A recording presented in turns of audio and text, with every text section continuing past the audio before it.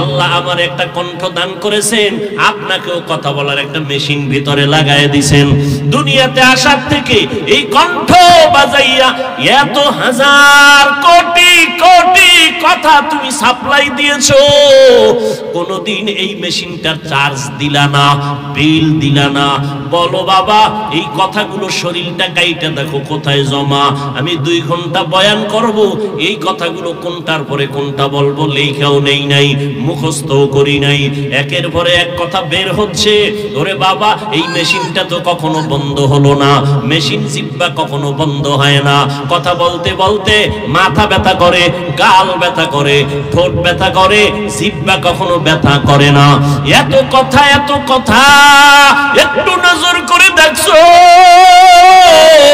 ওরে কথা তো সবাই বলতে পারে, কিন্তু আল্লাহ পাক সবার কথার মধ্যে মজা দেয় নাই। এতগুলো মানুষ তো বসে আছে জিহ্বার কথার জাদুর মধ্যে বসে আছে। একটা কথা উল্টা পাল্টা বের হইলে মহব্বতের মানুষগুলো বিরুদ্ধে চলে যাবে, ঠিক নি? আল্লাহ তাআলা এমন ভাবে তোমার আমার জবানটারে বানায় দিলেন, কথা বলার শক্তি দান করলেন। ও বান্দা, নজর করে দেখ, এত সুন্দর কণ্ঠ দান করছেন কে? কাদের কুদরত দারি বারুল কামাল, আনতা রব্বি আনতা হাসবি যুল জালাল, তুহি কাদের জলিলুল্লাহ জাহাদার, বাহার হালে তুহি মেরা নেগাহদার।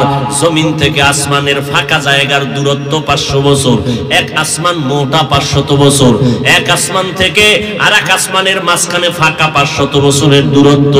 এইভাবে আসমান আছে কয়টা? 7টা আসমান আল্লাহ বানাইছেন, 7টা মহাশূন্য বানাইছেন, আবার ওই সমপরিমাণ 7টা জমিন আল্লাহ বানাইছেন। ওই আসমানগুলো এমন ভাবে সাজায় রাখছেন আমার আল্লাহ, নিচের থেকে কোনো খুঁটিও নাই, উপর দিয়া রশির কোনো টানাও নাই। আল্লাহ কয় ফি সিত্তাতি আইয়াম, এত বিশাল বিশাল 7টা আকাশ, 7টা জমিন আমি মাওলার বানাইতে সময় লাগছে 6 দিন।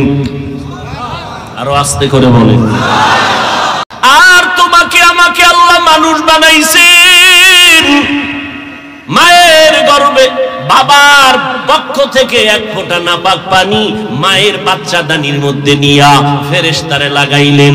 ওই নাপাক পানিটার মাধ্যমে ফেরেশতা দিয়া 40 দিন শোধন করাইয়া ওই নাপাক পানি গোশতের রক্তের পিণ্ড, এরপরে গোশত, এর উপরে হাড্ডি, এর উপরে আবার গোশত দিয়া আল্লাহ তাআলা এভাবে মানুষ বানাইলেন। হাল আতা আলাল ইনসানি হিনুম মিনাদ দাহরি লাম ইয়াকুন শাইআম মাযকুরা, ইন্না খালাকনাল ইনসানা মিন নুতফাতিন আমশাজিন নাবতালি ফাজআলনাহু সামিআম বাসীরা। ও বান্দা, তোমার অস্তিত্বই ছিল না, তোমার আব্বাও জানতো না যে আমি দুনিয়াতে আসব, মাও জানতো না। আল্লাহ তাআলা মায়ের গর্ভে আমাকে পাঠাইছেন, আমাকে সুন্দর করে আল্লাহ তৈরি করলেন। ওয়ালাকাদ খালাকনাল ইনসানা মিন সুলালাতিন মিন তিন সুম্মা জাআলনাহু নুতফাতান ফি قرارٍ مكين ثم خلقنا النطفة علقة فخلقنا العلقة مضغة فخلقنا المضغة عظاما فكسونا العظام لحما ثم أنشأناه خلقا آخر فتبارك الله أحسن الخالقين। আল্লাহ তাআলা বলেন, ও বান্দা, তোমাকে আমি আল্লাহ শক্ত মাটি আর নাপাক পানির মিশ্রণ দিয়ে তোমাকে বানাইলাম। আর এক আয়াতে আল্লাহ বলেন, ইকরা বিসমি রাব্বিকাল্লাযী খালাক খালাকাল ইনসানা মিন আলাক, জমাট রক্ত থেকে ইনসানের বানাইলাম। আমি আল্লাহ তোরে বানাইতে গিয়া সময় নিলাম, একভাবে তৈরি করতে করতে করতে করতে প্রায় 6 মাসের মতো সময় লাগলো। আমি আল্লাহ তোরে এমন সুন্দর করে আস্তে আস্তে বানাইলাম, কারণ একটা জিন্দা মানুষের মধ্যে আর একটা জিন্দা বাচ্চা তৈরি করা কত বড় কঠিন। ওই মানুষটায় বাথরুমে যায়, ওই মানুষটায় খানা খায়, ওই মানুষটায় ঘুমায়, ওই মানুষটায় হঠাৎ পিছলি খাইয়া পড়ে যায়, এর মধ্যে ফেরেশতা দিয়ে আমি তোরে বানাইলাম। মা হাঁটা চলা করে, খানা খায়, এখনো জানে না একটা বাচ্চা হচ্ছে। আমি আল্লাহ যখন রূহটা দান করলাম, বাচ্চা তুমি নড়াচড়া শুরু করেছো। আমি আল্লাহ তাআলা তোমাকে প্যাকেটিং করে ফেললাম, বিন্দু থেকে বিন্দু যেন বাতাস ঢুকতে না পারে, কারণ তোমার শরীরটা বড় দুর্বল। আমি আল্লাহ এমন ভাবে প্যাকেট করে নিলাম, একটু অক্সিজেন ঢুকে গেলে তোমার ক্ষতি হয়ে যাবে, অথচ যেই বাতাস না থাকলে আমি মরে যাব। অক্সিজেনের এত মূল্য। আল্লাহ তাআলা এমন ভাবে তোমাকে মায়ের গর্ভে প্যাকেট করলেন, নাভির সাথে তার লাগাইয়া মায়ের নাভিতে খানার আয়োজন করলেন। ও বান্দা, এত সুন্দর করে দুনিয়াতে তোমাকে আমাকে পাঠাইলেন, চেহারাটা যেখানে দেওয়া দরকার এমন সুন্দর করে দিলেন, দুটো হাত দিলেন। ও বান্দা, নজর করে দেখ, একই মায়ের পেট থেকে 5টা সন্তান। নজর করে দেখছো, লবণের ফ্যাক্টরি থেকে কখনো তৈল বের হয় না, তৈলের ফ্যাক্টরি থেকে লবণ আসে না, সিমেন্টের ফ্যাক্টরি থেকে রড আসেনি, রডের ফ্যাক্টরি থেকে সিমেন্ট হয়নি। কিন্তু আমার মালিক আমার রবের ভালো করেছিল। আমার রব কেমন দয়ার রব, মায়ের ফ্যাক্টরি থেকে 5টা সন্তান বের করলেন। তাকায় দেখ, একজনের চেহারার সাথে আর একজনের চেহারার কোনো মিল নাই, কণ্ঠের আওয়াজের সাথে অন্যের কণ্ঠের কোনো মিল নাই। আবার নজর করে দেখ, একই মায়ের সন্তান। অনেকের দেখা যায় কেউ প্রতিবন্ধী হয়ে আসছে, একজনের দুটো চক্ষু নাই, কারো একটা হাত নাই, কারো একটা পা নাই। এ যুবক, আজকে সারা রাত্র বিছানায় শুইয়া মোবাইলের দিকে তাকাইয়া তাকাইয়া কবিরা গুনাহ করো। আল্লাহ যদি তোরে অন্ধ বানাইতেন, ও নেমোখারাম বল, কোন চক্ষু দিয়া মোবাইলের নাচ গান দেখতি? আল্লাহ পাক বলেন, বান্দা, আমি তোরে এত সুন্দর করে বানাইছি, তোর কণ্ঠ এত সুন্দর দিছেন কে? তোর চেহারাটা এত সুন্দর কে বানাইছেন? একটু চিন্তা কর, যেই রব তোরে এত সুন্দর করে বানাইছে, একটু চিন্তা করো, আল্লাহ কত সুন্দর। আসমান এত সুন্দর করে বানাইছেন, আল্লাহ কত সুন্দর। যিনি চন্দ্রটারে এত সুন্দর করে বানাইছেন, সেই রব কত সুন্দর। যেই রব তোমার এত সুন্দর কণ্ঠ দান করছেন, সেই রব কত সুন্দর। মুসা নবী রবের সাথে কথা বলতে গিয়া হঠাৎ করে মজা লাইগা গেছে, ডাক দিয়ে কয়, আপনি আমারে আওয়াজ দিলেন কে? বলে, আনা রব্বুক, আমি তোমার রব। মুসা নবী পাগল হয়ে গেলেন, ও রব, আপনার সাথে আমার কথা বলে মজা বাড়লো। মজা বাড়তে পারিনি, ও আল্লাহ, তোমাকে দেখতে মনে চায়, ও রব, আমাকে দেখা দাও। তোমার কথা এত সুন্দর, না জানি তুমি আরো কত সুন্দর। নিয়ানা হাসান আতিনা ফি দারে উকবা না হাসান। পয়গম্বর দাওয়াত শুরু করলেন। 7 বছর থেকে 10 বছর এর ভেতরের সংখ্যার সন্তান হযরত আলী রাদিয়াল্লাহু তাআলা আন রাসূলের হাতে হাত লাগাইলেন। আমার নবী নজর লাগাইলেন, তাওয়াজ্জু দিলেন। হযরত আলীর সিনাটা আল্লাহ তাআলার কুদরতের আলোতে, ঈমানের আলোতে ভরপুর হয়ে গেল। আল্লাহ পাক এমন তাওয়াজ্জু নবীর পাইলেন, আর আলী এত দামি হয়ে গেল।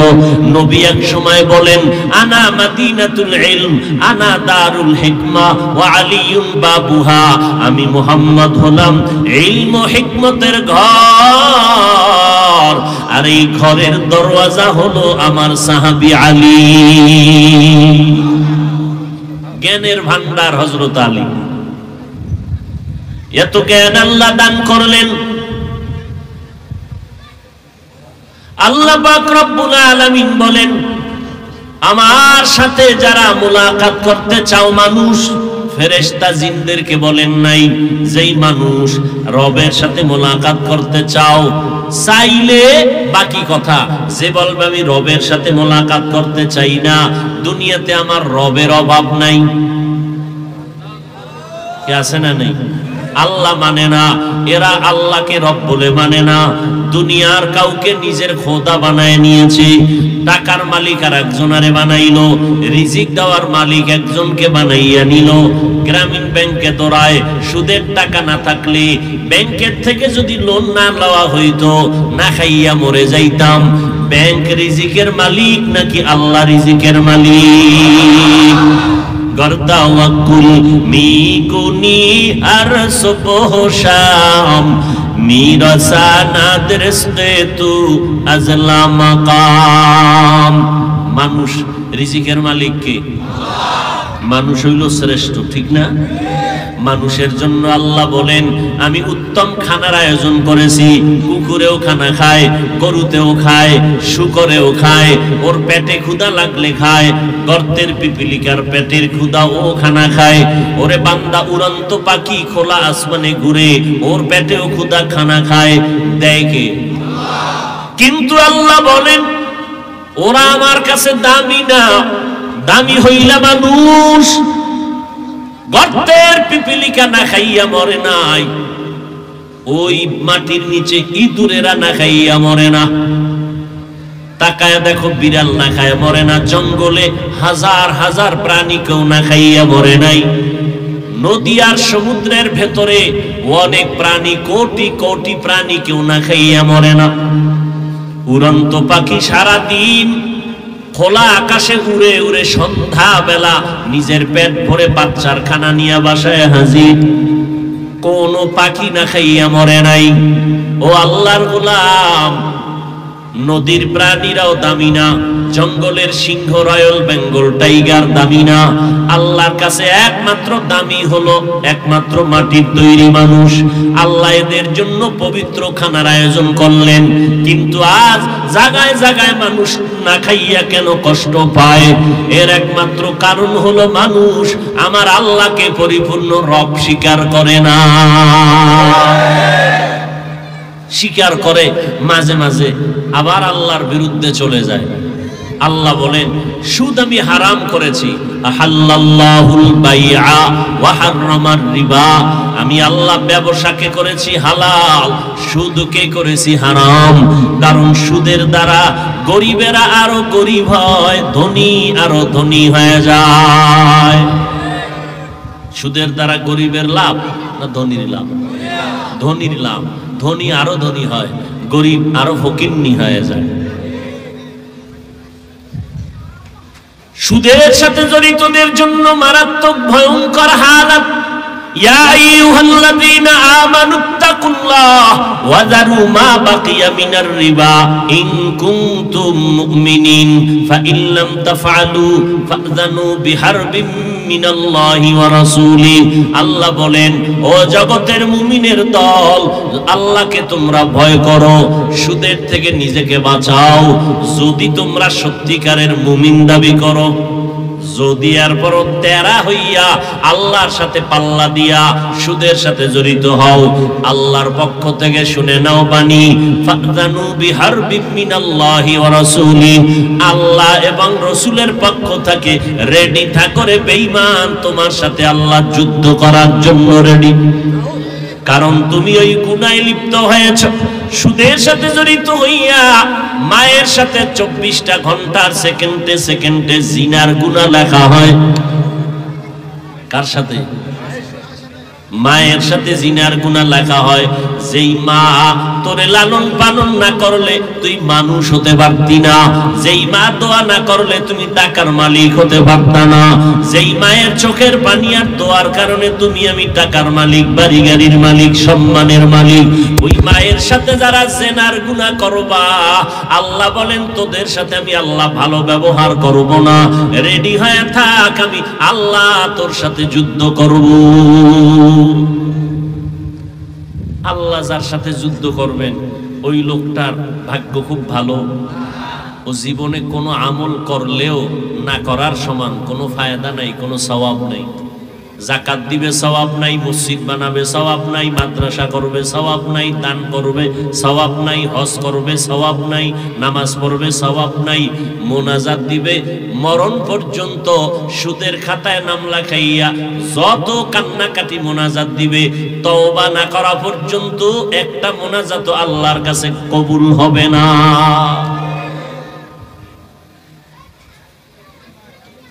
আল্লাহ বলেন আমল তো তারা করবে যারা রবের সাথে মোলাকাত করতে চায়। রবের সাথে মোলাকাত যদি করতে চাও, ও নবী জানায় দেন তাদের জন্য দুইটা কর্মসূচি, একটা ইতিবাচক একটা নেতিবাচক। ইতিবাচক হলো নেক আমল করবে, নেতিবাচক হলো শিরিক থেকে নিজেকে বাঁচাইয়া রাখবে, কারণ শিরিকের গুনাহ ক্ষমার যোগ্য হবে না। ইন্নাল্লাহা লা ইয়াগফিরু আন ইউশরাকা বিহি ওয়া ইয়াগফিরু মা দুনা যালিকা লিমান ইয়াশা ওয়া মান ইউশরিক বিল্লাহ ফাকাদ দাল্লা দালালাম বাঈদা ওয়া মান ইউশরিক বিল্লাহ ফাকাদ হারামাল্লাহু আলাইহিল জান্নাহ। স্পষ্ট আল্লাহ কোরআনে বলে দিলেন যারা শিরকের গুনাহ করবে এদের জন্য জান্নাত হারাম। রবের সাথে মোলাকাত যদি করতে চাও, তো রবের তো চিনি না, মোলাকাতের চিন্তা তো করে প্রথম না মিস কল, এরপরে না হ্যালো, এরপরে না সালাম, এরপরে না কালাম, কালামের পরেই বলে যে এবার দেখা করতে হবে। কথা ঠিক না? এরে যুবক, রবের চিনো না তো কি লাভ হবে? ওই রবের দেখার কোনো শখ অন্তরে আসবে না। আগে রবের পরিচয়টা নাও। উলামায়ে আহলে হক আহলুল্লাহ যারা, তারা বলেন মান আরাফা নফসাহু ফাকাদ আরাফা রাব্বাহ। যে বান্দা নিজেকে চিনে সে তার রবেরও চিনে। রবের চিনি না আমরা, যদি জিগাই আমরা সবাই চিনি। রব ভালো না খারাপ? জোরে বলেন। কোন তুলনা আছে? কিন্তু তার সাথে মোলাকাতের চিন্তা আসে না কেন? কয় যে আসলে ভালো করে চিনি না। কেন? নিজেরই চিনি না। নিজেরে চিনি নকল ঠিকানায়। হাজী সাহেব, মুফতি সাহেব, মুহাদ্দিস সাহেব, চেয়ারম্যান সাহেব, কোটিপতি, দানবীর। কয় না, আমি আমাকে চিনতে হবে আসল ঠিকানায়। কোন ঠিকানায়? আসল ঠিকানা কি? মিনহা খালাকনাকুম ওয়া ফিহা নুঈদুকুম ওয়া মিনহা নুখরিজুকুম তারাতান উখরা। আল্লাহ তাআলা আমাকে এক ফোঁটা পানির থেকে সৃষ্টি করেছেন। আমার পেটের ভেতরে ময়লা, আমার বডির থেকে যা বের হয় সব দুর্গন্ধ, ঘাম, থুতু ফালাই দুর্গন্ধ। আমার পার্শ্বে কেউ দাঁড়াইয়া নামাজ পড়তে কষ্ট পায়, ঘামের গন্ধ, জামা কাপড়ে ময়লা, দাঁত আমি পরিষ্কার করি না, টুপি পরিষ্কার করি না।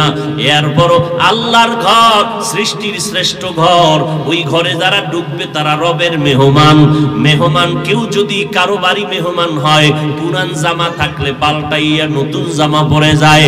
ওরে আল্লাহর মেহমান হইয়া যারা মসজিদে যাও, তুমি কেন আল্লাহর মেহমান হইয়া যদি যাইয়ার চিন্তা করতা আমি রবের মেহমান হইয়া মসজিদে যাইতেছি, তাহলে কোন হতভাগা কপাল ভরা গেঞ্জি পরিয়া ঢুকতে পারত না। প্যান্ট শার্টটাই তো আছেই, মসজিদে ঢুইকা প্যান্ট না কি এটা লম্বা প্যান্ট ওটারে বাস করে 3 আঙ্গুল গিরার উপরে উঠায়, লাভ হইব কি? ভালো করে রেখে রাখো। 24 ঘন্টার সেকেন্ডে সেকেন্ডে সেকেন্ডে সেকেন্ডে সেকেন্ডে অল টাইম কবিরা গুনাহ লেখা হবে। যারা গিরার নিচে পায়জামা পরে, লুঙ্গি পরে, প্যান্ট পরে, বুঝেননি কিছু? কয় টাইম গুনাহ হবে বলেন? All time. ও যদি প্যান্ট খুইলা 3 তলার আলমারিতে রাখে, পরে পড়বে, নিয়ত আছে না নাই? লঙ্গি পইরা যদি বয়া থাকে, এরপরও কবিরা গুনাহ লেখা বন্ধ নাই। যতদিন পর্যন্ত তওবা করে সুশটাকে বন্ধ না করবে, অতদিন পর্যন্ত গুনাহ লেখাই থাকবে, লেখতেই থাকবে, লেখতেই থাকবে, লেখতেই অনবরত। কি গুনাহ? জোরে খাও। আর যারা দাড়ি কাটে ছাড়ে, এই এক দলের গুনাহ অটো, অল টাইম কবিরা গুনাহ। ও নামাজে দাঁড়াইছে, কবিরা গুনাহ দাড়ির কাটার সাডার এটা লেখা বন্ধ, ও বাইতুল্লাহ গেছে কবিরা গুনাহ লেখা বন্ধ নেই, অল টাইম যতদিন পর্যন্ত তওবা করে সুইচটা বন্ধ না করবে। দাড়ি সাদা দাড়ি কাটা হালাল না হারাম? আসতে বলেন কেন? দাড়ি কাটেন কেন? লাভ কি? লাভ থাকলে কোন আমিও কাটি, সরকার বেতন বাড়ায় দিবে, বলেন যৌবন বাড়বে, চেহারায় আলো বাড়বে কি? মানুষ তো একটা কল্যাণের জন্য, একটা লাভের জন্য কাজ করে, আপনি এটা কেন করেন? কি লাভ? এবার শুনো, হুজুরগো কথা তো আছেই, কোরআন হাদিসের ভিডা তো বললাম 24 ঘন্টার গুনাহ। এবার শুনো, স্বাস্থ্য বিজ্ঞানীরা কি কয়? চোখের পাওয়ার চলে যাবে, যৌবন চলে যাবে, দাড়ি কামানো বাড়ছে, হারবালের অ্যাডভাইজও বাড়ছে। বাড়ছে না বাড়ে নাই? Open challenge. এই লিফলেট গুলো আবার বাজারে বিতরণ করে মাইয়ারা। কি পরিমাণ বেহায়া হয়ে গেছি আমরা! এর থেকে নির্লজ্জতা কি থাকতে পারে? ১৫০০ বছর আগে রাসূল বলে গেছেন, লা ঈমানা লিমান লা হায়া আলা। নবী বলেন, যাদের লজ্জা নাই ওদের ঈমান নাই। আর লজ্জা থাকবে কেমনে? স্থায়ীভাবে লজ্জা বেহায়া বানানোর জন্য পকেটে পকেটে নির্লজ্জতার মোবাইল ঢুকাইয়া দিছে। মাইয়া মোবাইল দেখে, ছেলেরাও দেখে, বাবাও দেখে, মাও দেখে। বাচ্চার হাতে মোবাইল দিয়ে বাবা খুশি, দাদায় খুশি, কি আছে না নাই? 5 বছর বাচ্চার বয়স, এখন আব্বু খায় না আম্মু খায় না, মোবাইল দেখতে দেখতে বোবা হয়ে গেছে। আমার একটু পানি ভরা দেন, তেল ভরা দেন, কোনো ভরায় কাম হইব না, জুতো ভরা দিলেও হবে না। গজবের মোবাইল দিয়া বাচ্চাকে বোবা বানায় দিছে। এই মিথ্যা বলছি? এরপর আসো পাঠা পাঠা আজদাহা যুবক, মোবাইল চালাইতে চালাইতে চালাইতে চালাইতে রাস্তায় এখন আধা পাগল হয়ে ঘুরে, মাও চিনে না বাবাও চিনে না। এই যুবকেরা সাক্ষী দে, মিথ্যা বলছি? মোবাইল চালাইয়া পাগল হইছে, সোনার বাংলায় আসেনি? গেমস খেলতে খেলতে এখন পাগল হয়ে রাস্তায় ঘুরে, আছে না নাই? তুই পাগল কবে হবি? ডেটটা ঠিক কর। হাসিস না। লজ্জা থাকলে মাথা নত করে কান্নার কথা বলছি, হাসার কথা বলিনি, হাসির কথা বলিনি। আল্লাহ হেদায়েত দান করুন। ফামান কানা ইয়ারজু লিকা রাব্বিহি ফালইআমাল আমালান সালিহা। ওয়াজে আইছেন, বয়ান শুনবেন, আলেমদের চেহারা দেখবেন, গুনাহ না সওয়াব? মোবাইল নিয়ে আমারে দেখাইতেছেন আপনি একজন মোবাইলওয়ালা, তাই কসুডারে দাঁড় করায় রাখছেন কেন? কি লাভ? কি কি জিনেরে দেখাইতেছেন যে মোনাজাতের পরে লয়ে দৌড় দিবি? এটা আকাম ছাড়া আর কিছু? এই মোবাইলটা ওপেন করছেন কেন? কি বয়ান রেকর্ড করবেন? এই জবাব দিবেন তো? আপনার মোবাইলের রেকর্ড আর ছবি পিওর হবে না মিডিয়ারটা ভালো হবে? তো ওরা করলে আপনার কাজটা আপনি রাত্রে কালকে সকালে ডাউনলোড করে নিলেই তো হয়ে যাবে। এর দুর্বুদ্ধি না থাকলে আপনি কচু গাছের সাথে গলায় রশি লাগান, আপনি মানুষের কাতারে নাই। এর দুর্বুদ্ধি আপনার নাই। আমাকে বরিশালে বলে, বুদ্ধি থাকলে আর ঘর জামাই থাকা লাগে না, বুদ্ধি শেষ। একটা বেহেশতের বাগানে এসে বসছেন, এহেন সে আকাম। যেই বাগানে বসার সাথে সাথে গুনাহ মাফ।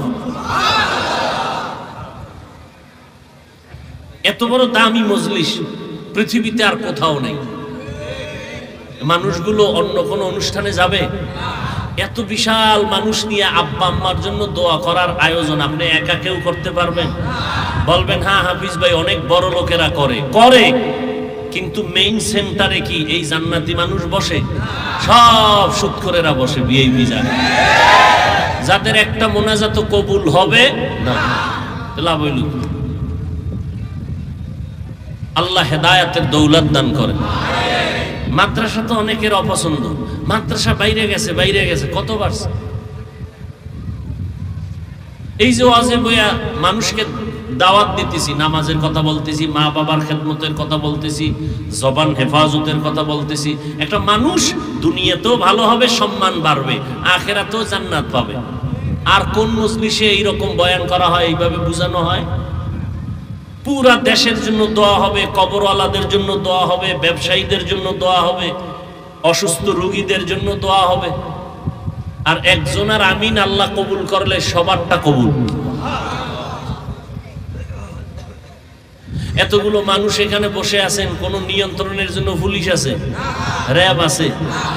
যদি কোনো এমপি কোটিপতিরা এত লোক এক জায়গায় জমা রাখতে চাইতেন, ফ্রি গাড়ি দেওয়া লাগতো, ভাড়া দেওয়া লাগতো, বসার জন্য ভিআইপি ব্যবস্থা, চেয়ার, এরপরে ফাঁকে ফাঁকে নাস্তা, নাইলে চেয়ারের বাড়ি, কি ঠিক নি? আর এখানে নাস্তা নাই, খাওয়ান নাই, চুপচাপ বসে আছে। কে বড়, কে ছোট, কে ধনী, কে গরিব, কে আলেম, কে মূর্খ, কোনো ভেদাভেদ আছে? কার অন্তরে কষ্ট আছে? বিছানাও একেবারে পৃথিবীর থার্ড ক্লাসের বিছনা, কথা ঠিক না? কোন বিয়ার অনুষ্ঠানে এই বিছনা দিলে কি পরিমাণ জুতা খাবে? এখানে কারো অন্তরে কোনো কষ্ট আছে? একটা মানুষের কোনো আওয়াজ নাই, চুপচাপ বসে আছে। মনে হয় যেন আসমান থেকে কি জানি দিবে, কিন্তু কিচ্ছুই দেওয়া হবে না। যা পাবো এটা চোখের বাইরের কথা, নগদ দেখানোর মতো কিছুই নাই। এরপরও চুপচাপ বসে আছে সব মানুষ। ঢাকার একটা শহরের মধ্যে, ঢাকার প্রাণ কেন্দ্রে এই অবস্থা কেমনে সম্ভব? পুলিশ নাই, বাহিনী নাই, কেমনে সম্ভব? রহমাতুল লিল আলামিনের আদর্শের কারণেই সম্ভব।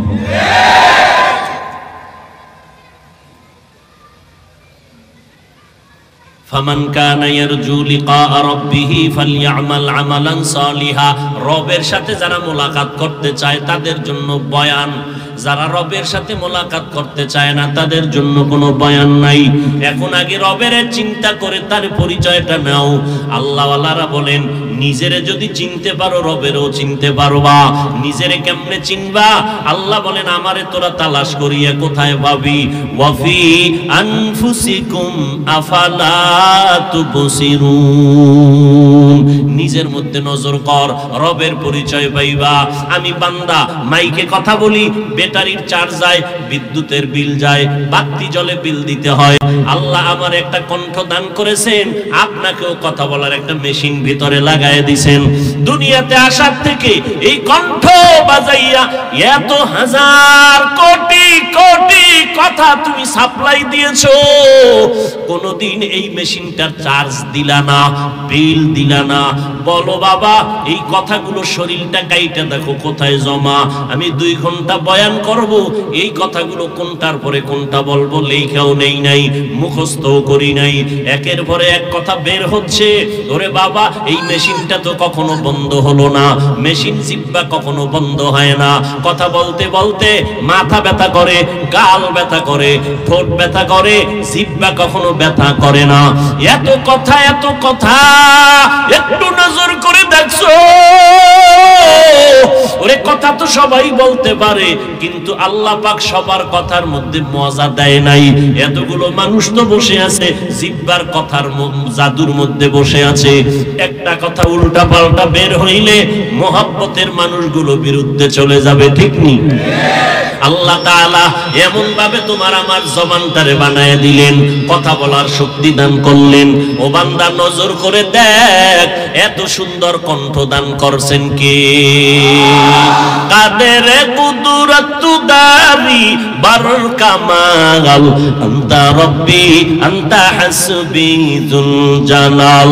তুহি কাদের জলিলুল্লাহ জাহাদার, বাহার হালে তুহি মেরা নেগাহদার।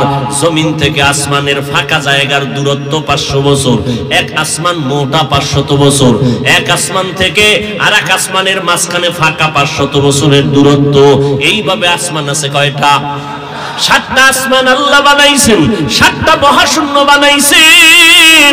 আবার ওই সমপরিমাণ 7টা জমিন আল্লাহ বানাইছেন।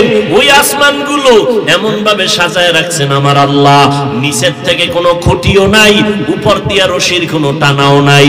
আল্লাহ কয়, ফি সিত্তাতি আইয়াম, এত বিশাল বিশাল 7টা আকাশ, 7টা জমিন আমি মাওলার বানাইতে সময় লাগছে 6 দিন। আরো আস্তে করে বলে। আর তোমাকে আমাকে আল্লাহ মানুষ বানাইছেন, মায়ের গর্ভে বাবার পক্ষ থেকে এক ফোঁটা নাপাক পানি মায়ের বাচ্চাদানির মধ্যে নিয়া ফেরেশতারে লাগাইলেন। ওই নাপাক পানিটার মাধ্যমে ফেরেশতা দিয়া 40 দিন শোধন করাইয়া ওই নাপাক পানি গোশতের রক্তের পিণ্ড, এরপরে গোশত, এর উপরে হাড্ডি, এর উপরে আবার গোশত দিয়া আল্লাহ তাআলা এভাবে মানুষ বানাইলেন। হাল আতা আলাল ইনসানি হিনুম মিনাদ দাহরি লাম ইয়াকুন শাইআম মাযকুরা ইন্না খালাকনাল ইনসানা মিন নুতফাতিন আমশাজিন নাবতালি ফাজআলনাহু সামিআম বাসীরা। ও বান্দা, তোমার অস্তিত্বই ছিল না, তোমার আব্বাও জানতো না যে আমি দুনিয়াতে আসব, মাও জানতো না। আল্লাহ তাআলা মায়ের গর্ভে আমাকে পাঠাইছেন, আমাকে সুন্দর করে আল্লাহ তৈরি করলেন। ওয়ালাকাদ খালাকনাল ইনসানা মিন সুলালাতিন মিন তিন সুম্মা জাআলনাহু নুতফাতান ফি قرارٍ مكين ثم خلقنا النطفة علقة فخلقنا العلقة مضغة فخلقنا المضغة عظاما فكسونا العظام لحما ثم أنشأناه خلقا آخر فتبارك الله أحسن الخالقين। আল্লাহ তাআলা বলেন, ও বান্দা, তোমাকে আমি আল্লাহ শক্ত মাটি আর নাপাক পানির মিশ্রণ দিয়ে তোমাকে বানাইলাম। আর এক আয়াতে আল্লাহ বলেন, ইকরা বিসমি রাব্বিকাল্লাযী খালাক খালাকাল ইনসানা মিন আলাক। জমাট রক্ত থেকে ইনসানের বানাইলাম। আমি আল্লাহ তোরে বানাইতে গিয়া সময় নিলাম, একভাবে তৈরি করতে করতে করতে করতে প্রায় 6 মাসের মতো সময় লাগলো। আমি আল্লাহ তোরে এমন সুন্দর করে আস্তে আস্তে বানাইলাম, কারণ একটা জিন্দা মানুষের মধ্যে আর একটা জিন্দা বাচ্চা তৈরি করা কত বড় কঠিন। ওই মানুষটাই বাথরুমে যায়, ওই মানুষটাই খানা খায়, ওই মানুষটাই ঘুমায়, ওই মানুষটাই হঠাৎ পিছলি খাইয়া পড়ে যায়। এর মধ্যে ফেরেশতা দিয়ে আমি তোরে বানাইলাম। মা হাঁটা চলা করে, খানা খায়, এখনো জানেন একটা বাচ্চা হচ্ছে। আমি আল্লাহ যখন রূহটা দান করলাম, বাচ্চা তুমি নড়াচড়া শুরু করেছো। আমি আল্লাহ তাআলা তোমাকে প্যাকেটিং করে ফেললাম, বিন্দু থেকে বিন্দু যেন বাতাস ঢুকতে না পারে, কারণ তোমার শরীরটা বড় দুর্বল। আমি আল্লাহ এমন ভাবে প্যাকেট করে নিলাম, একটু অক্সিজেন ঢুকে গেলে তোমার ক্ষতি হয়ে যাবে, অথচ যেই বাতাস না থাকলে আমি মরে যাব। অক্সিজেনের এত মূল্য। আল্লাহ তাআলা এমন ভাবে তোমাকে মায়ের গর্ভে প্যাকেট করলেন, নাভির সাথে তার লাগাইয়া মায়ের নাভিতে খানার আয়োজন করলেন। ও বান্দা, এত সুন্দর করে দুনিয়াতে তোমাকে আমাকে পাঠাইলেন। চেহারাটা যেখানে দেওয়া দরকার এমন সুন্দর করে দিলেন, দুটো হাত দিলেন। ও বান্দা, নজর করে দেখ, একই মায়ের পেট থেকে 5টা সন্তান। নজর করে দেখছো, লবণের ফ্যাক্টরি থেকে কখনো তৈল বের হয় না, তৈলের ফ্যাক্টরি থেকে লবণ আসে না, সিমেন্টের ফ্যাক্টরি থেকে রড আসেনি, রডের ফ্যাক্টরি থেকে সিমেন্ট হয়নি। কিন্তু আমার মালিক আমার রবের ভালো করেছিল। আমার রব কেমন দয়ার রব, মায়ের ফ্যাক্টরি থেকে 5টা সন্তান বের করলেন। তাকায় দেখ, একজনের চেহারার সাথে আর একজনের চেহারার কোনো মিল নাই, কণ্ঠের আওয়াজের সাথে অন্যের কণ্ঠের কোনো মিল নাই। আবার নজর করে দেখ, একই মায়ের সন্তান। অনেকের দেখা যায় কেউ প্রতিবন্ধী হয়ে আসছে, একজনের দুটো চক্ষু নাই, কারো একটা হাত নাই, কারো একটা পা নাই। এ যুবক, আজকে সারা রাত্র বিছানায় শুইয়া মোবাইলের দিকে তাকাইয়া তাকাইয়া কবিরা গুনাহ করো। আল্লাহ যদি তোরে অন্ধ বানাইতেন, ও নেমো খারাম, বল কোন চক্ষু দিয়া মোবাইলের নাচ গান দেখতি? আল্লাহ পাক বলেন, বান্দা, আমি তোরে এত সুন্দর করে বানাইছি, তোর কণ্ঠ এত সুন্দর দিছেন কে? তোর চেহারাটা এত সুন্দর কে বানাইছেন? একটু চিন্তা কর, যে রব তোরে এত সুন্দর করে বানাইছে, একটু চিন্তা করো, আল্লাহ কত সুন্দর, আসমান এত সুন্দর করে বানাইছেন, আল্লাহ কত সুন্দর। যিনি চন্দ্রটারে এত সুন্দর করে বানাইছেন সেই রব কত সুন্দর। যেই রব তোমার এত সুন্দর কণ্ঠ দান করছেন সেই রব কত সুন্দর। মুসা নবী রবের সাথে কথা বলতে গিয়া হঠাৎ করে মজা লাইগা গেছে, ডাক দিয়ে কয়, আপনি আমারে আওয়াজ দিলেন কে? বলে, আনা রব্বুক, আমি তোমার রব। মুসা নবী পাগল হয়ে গেলেন, ও রব আপনার সাথে আমার কথা বলে মজা বাড়লো। মজা বাড়তে পারিনি, ও আল্লাহ তোমাকে দেখতে মনে চায়, ও রব আমাকে দেখা দাও। তোমার কথা এত সুন্দর, না জানি তুমি আরো কত সুন্দর, না দেখা পর্যন্ত আমি যাব না।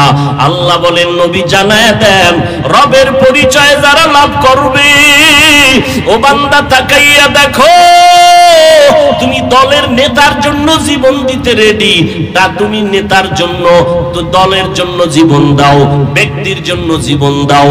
ওরে আল্লাহর বান্দা, কারণটা কি? বলে, দল আমারে টাকা দেয়, নেতা আমারে টাকা দেয়, আমার চলার টাকা দেয়, ব্যবসার আয়োজন করে, সম্মান তার কারণে পাই। ওরে আল্লাহর বান্দা, দুনিয়ার সামান্য একটা বান্দা স্বার্থপর, এ যদি সামান্য উপকার করলে জীবন দিতে তুমি রেডি হও।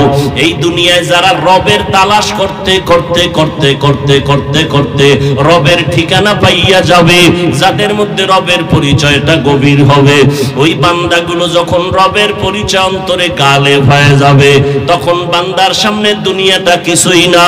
ওই বান্দার রবের জন্য জীবন দিতে কেন রেডি হবে না? রবের জন্য পাগল পারা হয়ে যায়। আল্লাহ পাক বলেন, যারা রবের সাথে মোলাকাতের আশা করো, মোহাব্বত নিয়ে যাও, সাক্ষাৎ করবা, তোমাদের জন্য দুইটা কর্মসূচি। এক নম্বরে নেক আমল করবা, দ্বিতীয় শিরিক মুক্ত আমল করবা। ইবাদতের মধ্যে রবের সাথে অন্যকে অংশীদার বানাইবা না। সেজদা পাবেন কে? আমার সম্মান কে দিছেন? জোরে বলো। রিজিক কে দেয়? আল্লাহ। যে আমগো সম্মান দিছেন, একা আল্লাহ দিছেন নাকি আর একজনারে ভাগে লইয়া নিছেন? আল্লাহ যে আমগো রিজিক দেয়, একা নাকি সাথে আর একজনারে শরীকদার লইয়া? এক আল্লাহ রিজিক দিলেন, এক আল্লাহ তোমার আমার হায়াত দান করেছেন। ওই এক আল্লাহর দেওয়া হায়াত পাইয়া, এক আল্লাহর থেকে রিজিক পাও, এক আল্লাহর পক্ষ থেকে সম্মান পাইয়া, কপালের সেজদা তো এক আল্লাহকেই দিবা। এটাই তো তোমার বুদ্ধির কথা, আসল কথা। ওই কপালটা আর কারো কাছে ঠেকানো যাবে না। আল্লাহ যেটা পাওয়ার উপযুক্ত, এটা আর একজনকে দেওয়ার নাম শিরিক। সেজদা কে পাবেন? আল্লাহ। এই সেজদা আর একজনকে দেওয়ার নাম, যারা দিবে তারা মুশরিক। আল্লাহ বলেন, মুশরিকদের জন্য জান্নাত হারাম। ইবাদত পাবেন, আল্লাহর কাউকে দেওয়া যাবে না। অতএব নেক আমল করা লাগবে নি। আচ্ছা, নেক আমলের মধ্যে অনেক লাইন আছে, অন্তত ফরজ আমলগুলো যেন ছুটে না যায়। দৈনন্দিনের আমল হলো 5 বেলার নামাজ আদায় করা। কয় বেলা? সপ্তাহে একদিন না প্রতিদিন? আর পর্দা রক্ষা করা 5 বার না অল টাইম? পর্দা রক্ষা করো অল টাইম। ও নবীর উম্মতেরা, পর্দা রক্ষা করে চলতে হবে। 24টা ঘন্টা পর্দা রক্ষা করতেই হবে। এমনকি বেগানা পুরুষ মানুষগুলো, বেগানা নারীদেরকে সালাম দেওয়া পর্যন্ত নিষেধ। বেগানা নারীরা বেগানা পুরুষের সালাম দেওয়া নিষেধ।